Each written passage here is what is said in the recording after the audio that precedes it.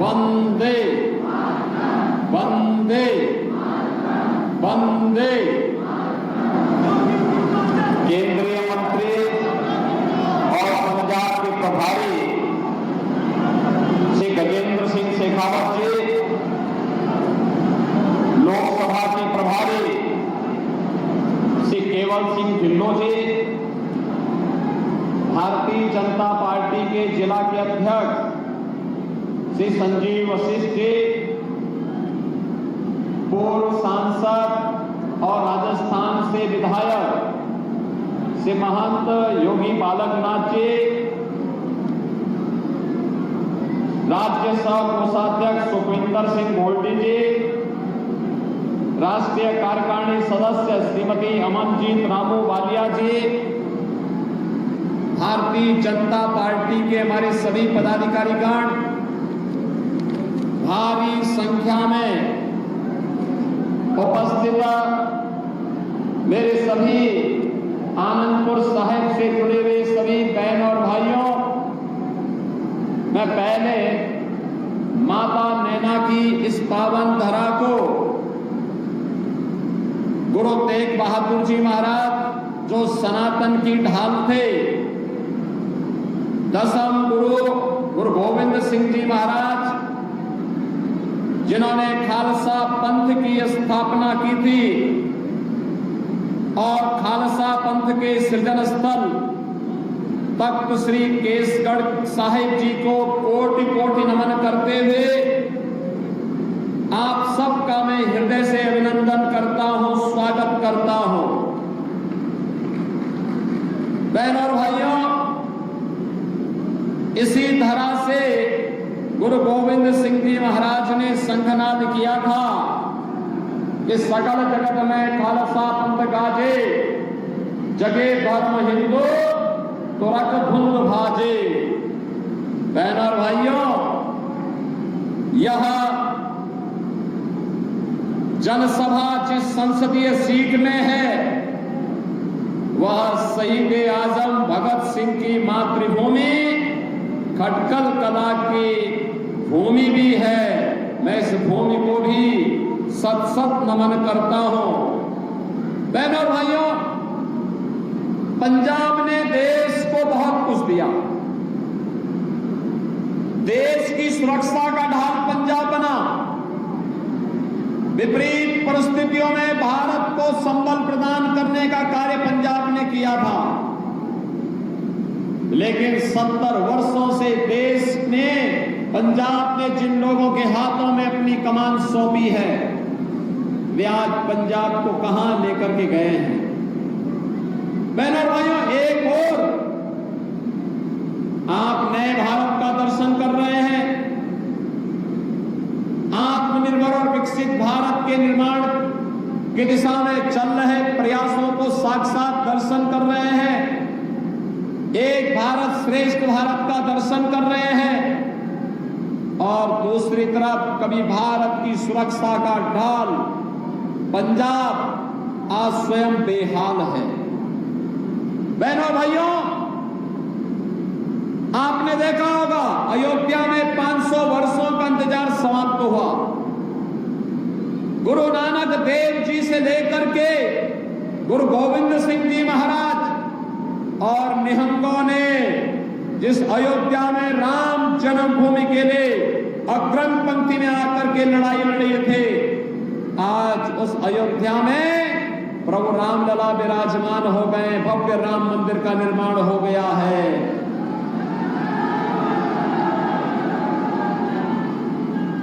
अयोध्या में राम मंदिर निर्माण होने के उपरांत बहनों और भाइयों, गुरु गोविंद सिंह जी महाराज ने तो राम अवतार पर ही पूरा एक सर्ग लिखा था।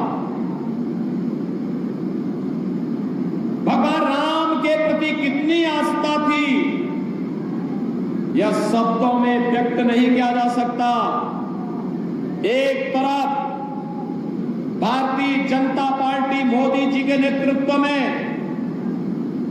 विरासत को सम्मान दे रही है, भारत का सम्मान दुनिया के अंदर बढ़ा रही है, भारत की सुरक्षा व्यवस्था को कर रही है।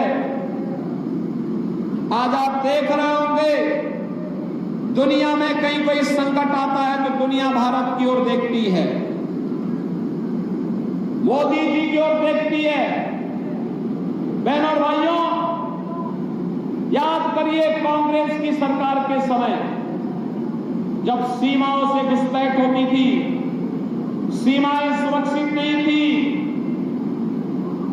आतंकवाद और नक्सलवाद सिर चढ़ करके बोल रहा था। और जब हम लोग बोलते थे सरकार से कि जगह जगह विस्फोट, कभी दिल्ली में, कभी मुंबई में, कभी अयोध्या में, कभी काशी में, देश के अलग अलग कोनों में विस्फोट होते थे, हम कहते थे आतंकवाद से निपटो। तो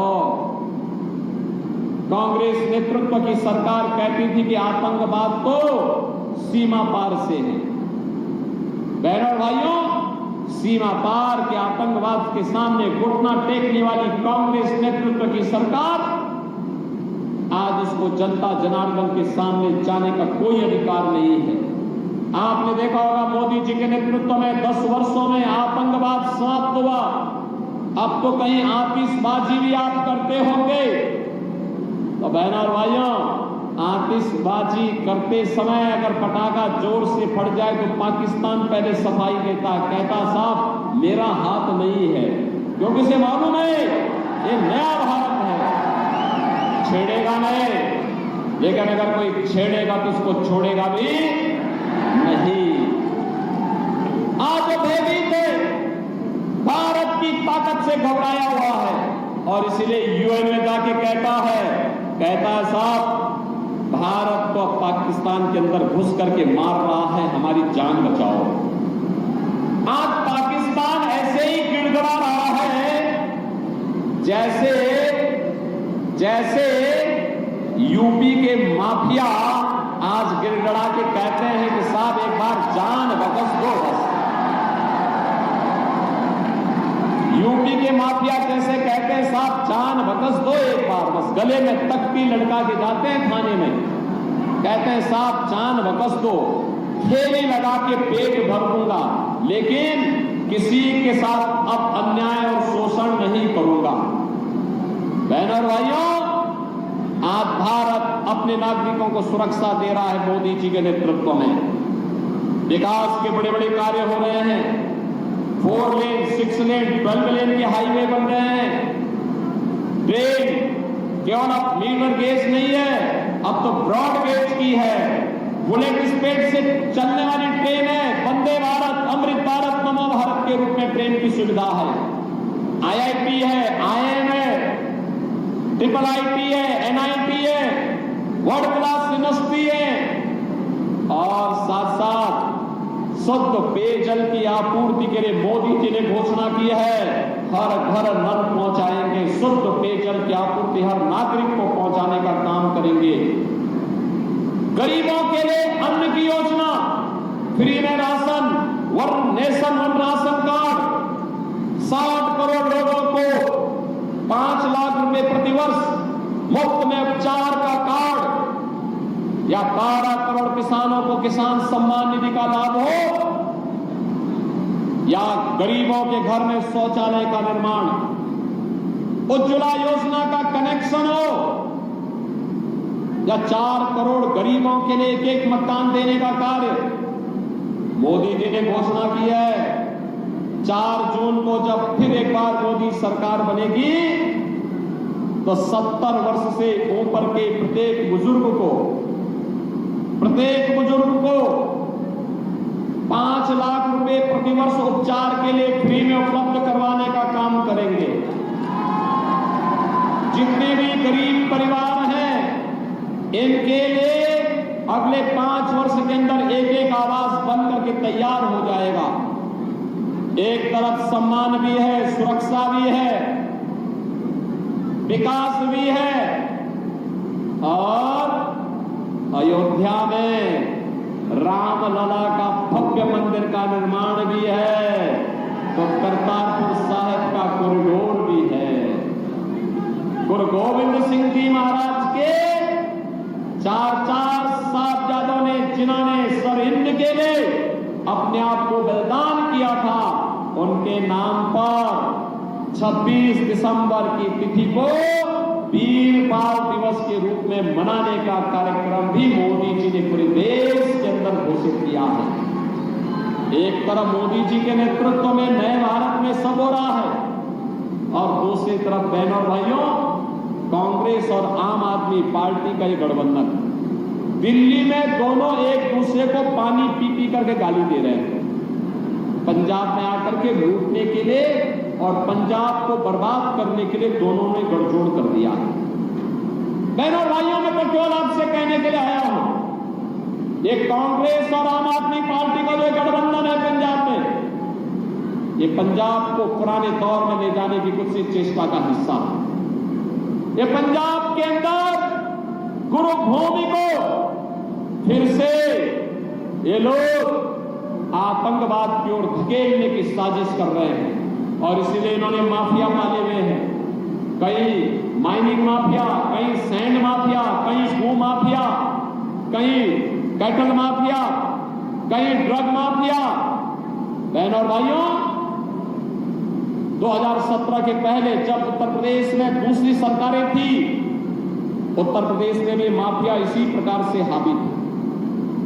2017 में मुझे उत्तर प्रदेश का मुख्यमंत्री बनाया गया और मुख्यमंत्री बनाने के बाद मोदी जी ने कहा कि उत्तर प्रदेश में कैसे इसको आप ठीक करेंगे। बहुत बड़ी चुनौती है क्योंकि 25 करोड़ की आबादी का राज्य, वहां पर पहले सिखों के खिलाफ दंगा होता था सहारनपुर में, इसी प्रकार से जगह जगह दंगे होते थे, हर तीसरे दिन एक दंगा होता था। बहनों और भाइयों, 7 वर्ष में आपने देखा होगा आज तो पंजाब के ढेर सारे ट्रांसपोर्टर यूपी होते हुए जाते होंगे। आज आप देखते होंगे यूपी में कोई वसूली नहीं होती उनसे, कोई लूटपाट नहीं होती उनसे, यूपी में दंगे समाप्त और माफिया भी यूपी के मिट्टी में मिल गए।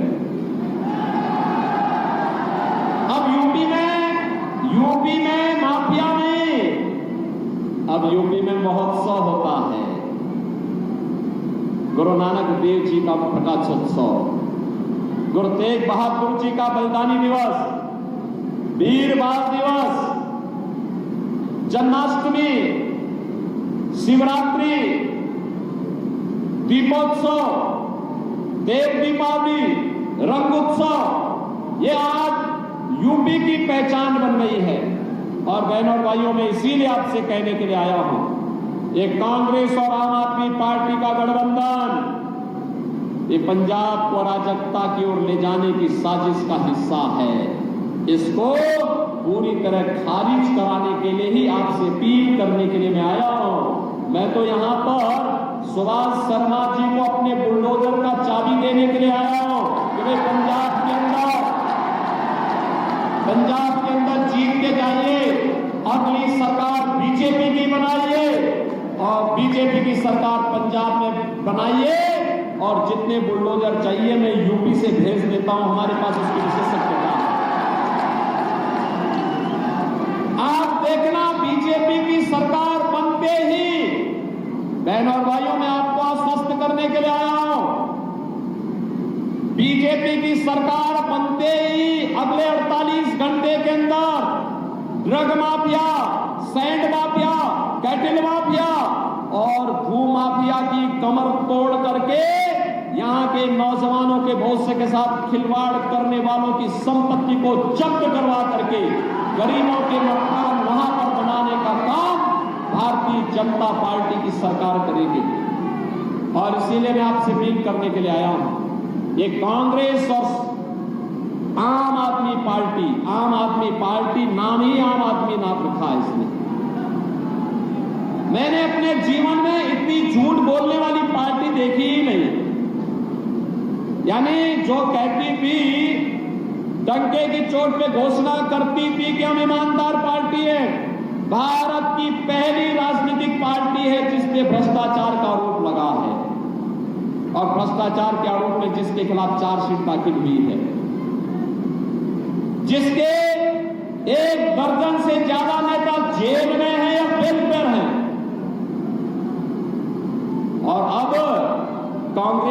समय में तो रिमोट से सरकार चलती है, ये तो हमने सुना था। पंजाब के अंदर तो जेल से सरकार चल रही है, ये भी हम देख रहे हैं। ये पंजाब की भावनाओं के साथ खिलवाड़ है। बहनों और भाइयों, कांग्रेस और आम आदमी पार्टी का गठबंधन का मैनिफेस्टो क्या कहता है? कहता है सरकार में आएंगे तो सरकार में आने के बाद गरीबी हटाएंगे। कैसे गरीबी हटाएंगे? तो उन्होंने कहा कि सभी की संपत्ति का सर्वे करवाएंगे और सर्वे करा करके उनके फादर, ग्रैंडफादर, उनकी मदर, उनकी ग्रैंडमदर ने जो संपत्ति उनको दी है, उस संपत्ति में से आधा हिस्सा विरासत टैक्स के रूप में लेकर के और फिर पाकिस्तान, अफगानिस्तान और बांग्लादेश और रोहिंग्या घुसपैठियों को बांट देंगे। बहनों और भाइयों, क्या आप अपनी संपत्ति में से इनको इस प्रकार से डकैती डालने की छूट देंगे? क्या इस प्रकार की डकैती डालने की छूट देगा क्या हमारा पंजाब? बहनों और भाइयों, ये विरासत टैक्स नहीं, ये औरंगजेब का जजिया कर है, जजिया कर। औरंगजेब मुगलों का सबसे क्रूर बादशाह हुआ था। कोई मुसलमान भी अपने पुत्र का नाम औरंगजेब नहीं रखता है, क्योंकि औरंगजेब ने पहले अपने भाई की हत्या की, फिर अपने बाप को जेल में बंद कर दिया था। और उसका बाप शाहजहां लिखता है कि कमबख्त औरंगजेब, तो जैसा दुष्ट पुत्र किसी को पैदा न हो, तो जीते जी मुझे एक एक बूंद पानी के लिए तरसाया है, और तुझसे अच्छे तो यह हिंदू है जो जीते जी अपने बड़े बुजुर्गों का सम्मान करता है और मरने के बाद वर्ष में एक बार श्राद्ध और तर्पण करके पितरों को तर्पण दे करके जल देने का काम करता है। औरंगजेब ने हिंदू और सिखों पर एक कर लगाया था, इसका नाम था जजिया कर। वह कहता था या तो कर दो, टैक्स दो, और नहीं तो मुसलमान बनो। बहनों और भाइयों, औरंगजेब को जवाब दिया था गुरु तेग बहादुर जी महाराज ने, जिन्होंने सनातन की ढाल बन करके औरंगजेब को जवाब दिया था और बलिदान हो गए थे। ये पंजाब की धरती इन क्रूर मुगलों का आतंक रोकने के लिए पूरी प्रयास की थी, पूरी कोशिश की थी और इनको विफल भी किया था। और आज औरंगजेब की आत्मा एक कांग्रेस और आम आदमी पार्टी के मैनिफेस्टो के माध्यम से घुस गई है। और इसीलिए मैं आपसे कहने के लिए आया हूं कि बहनों और भाइयों, हमें औरंगजेब को दोबारा जीवित नहीं होने देना है। औरंगजेब को क्या जीवित होने देंगे? क्या कतई नहीं जीवित होने देना है। और इसीलिए मैं आपके पास आया आपसे कहने के लिए, भारतीय जनता पार्टी आपके पास आई आपसे कहने के लिए, देश की जो आवाज है। अभी मैं हिमाचल प्रदेश से आ रहा हूं। बहनों और भाइयों, पूरे चुनाव में मुझे 15 राज्यों में जाने का अवसर प्राप्त हुआ। उत्तर, दक्षिण, पूर्व, पश्चिम, पूरे देश के अंदर जहां कहीं भी हम लोग गए, एक ही आवाज है, एक ही नारा है, एक ही स्वर गूंज रहा है, और वह स्वर है कि फिर एक बार, फिर एक बार, और अब की बार, अब की बार। 400 पार के नारे से आम आदमी पार्टी को तो चक्कर आने लगता है, क्योंकि 400 सीटों पे लड़ी नहीं सकती है। वह पूछती है 400 सीट कैसे? तो जनता जनार्दन कहती है जो राम को लाए हैं, जो राम को लाए हैं, और राम भक्त ही राज करेगा दिल्ली के सिंहासन पर। राम भक्ति ही राज करेगा। और हमारे मोदी जी तो परम राम भक्त हैं। मोदी जी को तीसरी बार प्रधानमंत्री बनाना है ना? पंजाब सहमत है? सबका आशीर्वाद मिल रहा है। आपका एक एक वोट कमल चुनाव चिन्ह पर सुभाष शर्मा को जो जाएगा, यह सीधे मोदी जी की ताकत को बढ़ाएगा। और मोदी जी, अभी तो मोदी जी ने अयोध्या में रामलला को विराजमान किया है, करतारपुर कॉरिडोर का निर्माण किया है, और अगली बार हम अयोध्या काशी के बाद हम मथुरा की तरफ रुख करने वाले हैं। आप भी सहमत है ना? आप भी सहमत हैं? सुभाष शर्मा जीत के जाएंगे सभी लोग मजबूती के साथ। तो फिर मेरे साथ बोलेंगे, बोले